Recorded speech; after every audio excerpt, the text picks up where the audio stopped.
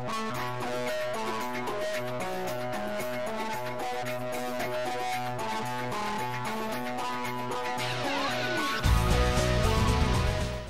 race 6 on the card is the Rosa Moss handicap. Not only did she win a Boulder and Calgary Cup in the same year, she's left a legacy as a broodmare, and she was a wonderful, wonderful racehorse for Rossi Price and the gang. 2100 metres, the journey 0 to 79, and this race is due to go 3:55.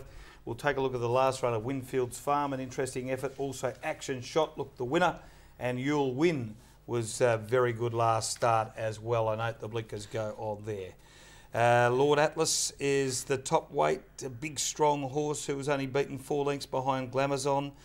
By How Far struggling. Jeremy's Pride's getting closer, only beaten 5 lengths. That was behind Zamenka last start, making ground. Be Swinging. Aqua Valva has made up a bit of ground last start. The Colin Webster trained horse, that was behind Zamenka again. Formian is Formian. The Poacher, Capistaire, Phallic Blues have all been around a bit. Hamato's Son, Skillful Concubine ran a pretty good second behind Danby Whisk last start. The first run we have a look at is an interesting run indeed, Winfield's Farm. Up between horses, further back behind those two, Empire Builder and Last Old Quality. Danby Whisk comes around the turn. They've cut the margin back to about 3 on straightening at the 350 from Seymour Park, Skillful Concubine. Over on the fence, Silver Ambush, followed by Bogo Boy. The others are hundreds. 150 metres out. Danby Whisk kicks again. He's got a second wind. He's still 2 in front of Skillful Concubine, Seymour Park. It's Danby Whisk, home and hosed all the way. Danby Whisk wins it by more than a length over Skillful Concubine. I think Seymour Park held on to third from Gold Town, who got home well late. Then Ruby Time, followed by Winfield Farm. I thought it was a pretty good effort by Winfield's Farm first up in the state, Marty. I thought he should have finished a lot closer. He was a victim of a couple of bad rides in the race. The leader tore away, and that leading division of the second bunch just let that leader get too far away.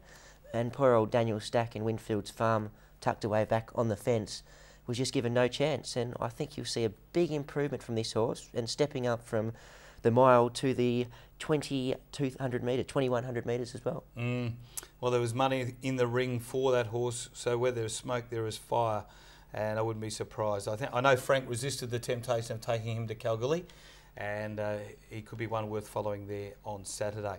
Action Shot motored home, but just failed to get the money. My Empire, Action Shot, really couldn't accelerate as they opened up once again from Gold Town and Forget Be Swinging, but Desi Arnez is off and gone at the 350. He pinched 2 on Wild Frankie. Nulla Guide on the fence runs on, followed by Lord Lonsdale. My Empire taking a day to get going from Gold Town. Now he was run over, Desi Arnez, by Wild Frankie. Lord Lonsdale sets after him. Action Shot bursting through near the inside, coming with a mighty run. Action Shot, Wild Frankie, they hit it together. Action Shot dived at Wild Frankie, made it awfully close. Lord Lonsdale third. Well, he does that a lot, Action Shot, Marty. I think he's sucked us in on a number of occasions.